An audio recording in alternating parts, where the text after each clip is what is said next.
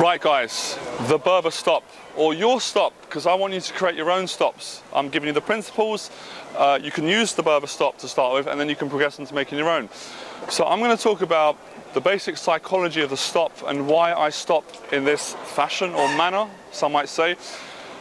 First thing that's important with the stop is, what I do is I make a mental commitment in my mind that I am going to interrupt the lady, the girl, the woman who's going about her day, or even if she's standing stationary, if she's walking down the street fast or at moderate pace or on a phone or headphones, it doesn't really matter. It's the same principles, the same psychology. Now, what I mean by making a commitment is you don't want to sort of go in there thinking that, oh, no, I'll do it now in front of the camera. You don't want to feel like, oh, am I disturbing you? Hi, because you will disturb her, because it's kind of abstract. And in psychology, when someone doesn't know you, the impression you make in the first, I would say, 5-10 seconds are crucial.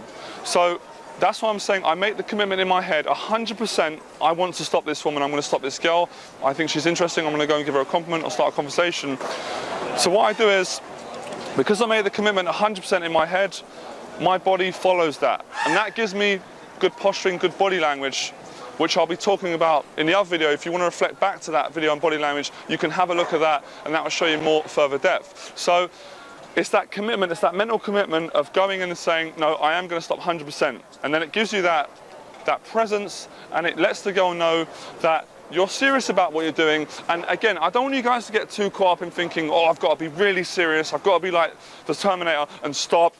Because I don't want it to be like that. I want it to become natural to you so that it's effortless, it's flowing, and it's easy going. But just to sort of get the foundations in your head ready, you have to make the commitment, because if you don't make the commitment, you'll be punished for it. And like I've said, I want to give you permission to fail. I want you to make the mistakes so then you can get the feedback, adjust to how to do it right. And as I said, the girls will be the best teacher for the stop, almost better than I can be, because by their reaction, you'll sort of know how to adjust your volume.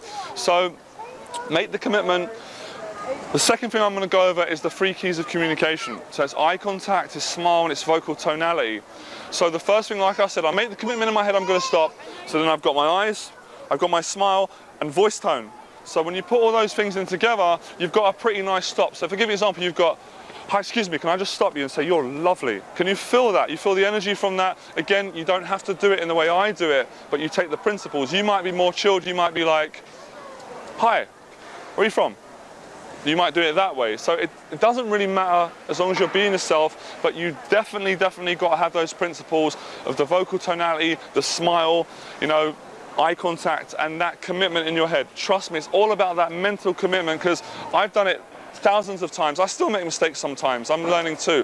When I've sort of gone, oh, I might stop her, let me try, and she's like, she'll just walk off and say no. Or when she does stop, you don't really have her attention. So it's all about getting her attention, and I call it the polite interrupt. You're interrupting her with a massive smile on your face, with good energy, giving value, giving her a compliment, and just keeping it nice and fun. So if you can remember that mentally, it sounds a lot now, I know, but trust me, once you break it down, you put the practice in, it will just feel so natural to you. Because when I first went out, I was like, right, I've got to make eye contact, I've got to smile, I've got to do all this stuff, and I couldn't almost approach. So almost forget about what I've said, just go out and approach, go from the front, make a few mistakes, come back to the video, and sort of break down your communication. And if you want to make it even easier for you, you can just work on first going over with eye contact, and then you can add eye contact with smile, and then you can add eye contact, smile with voice tone. And voice tone is being very thorough of what you're saying.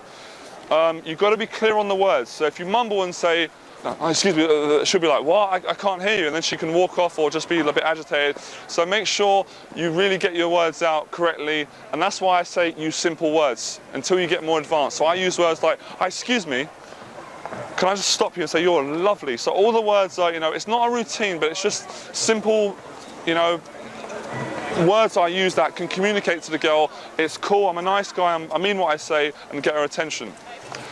I hope that helped, guys. Go out and stop those lovely girls. Enjoy the process.